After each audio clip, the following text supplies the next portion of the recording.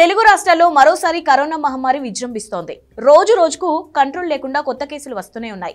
గడిచిన 24 గంటల్లో తెలంగాణలో 12 కొత్త కరోనా కేసులు నమోదయ్యాయి. దీంతో ప్రస్తుతం తెలంగాణలో ఉన్న యాక్టివ్ కేసుల సంఖ్య 38కి చేరింది. ఇక ఏపీలో కూడా దాదాపుగా ఇదే స్థాయిలో వ్యాప్తి కనిపిస్తోంది. ఏపీలో గడిచిన 24 గంటల్లో 18 కొత్త కేసులు నమోదైనట్టు వైద్య శాఖ అధికారులు చెబుతున్నారు. రాష్ట్రంలోనే అత్యధిక కేసులు ఎన్టీఆర్ జిల్లా నుంచే నమోదైనట్టు చెప్పారు. ఎన్టీఆర్ జిల్లాలో ఒకే రోజులో 8 మందికి కరోనా పాజిటివ్ వచ్చినట్లు డాక్టర్లు చెప్తున్నారు.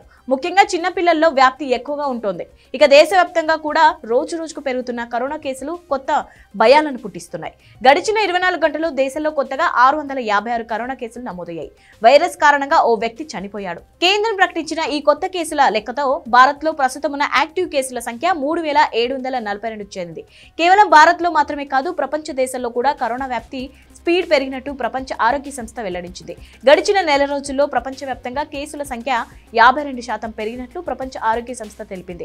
మరోవైపు JN1 వేరియంట్ కలవరపరుస్తోంది. ఈ వేరియంట్ కి సంబంధించి దేశాల్లో ఇప్పటివరకు 22 కేసులు నమోదయ్యాయి. వీటిలో ఒక గోవాలోనే 21 కేసులు వెలుగులోకి రాగా కేరళలో ఒక కేసు నమోదైంది. అయితే ఇది ఒమిక్రాన్ ఉప వేరియంట్ అని, చాలా వరకు సాధారణ లక్షణాలతో ఇంట్లోనే కోలుకుంటారని చెప్తున్నారు. అయినా ప్రతి ఒక్కరూ జాగ్రత్తలు తీసుకోవాలని సూచిస్తున్నారు.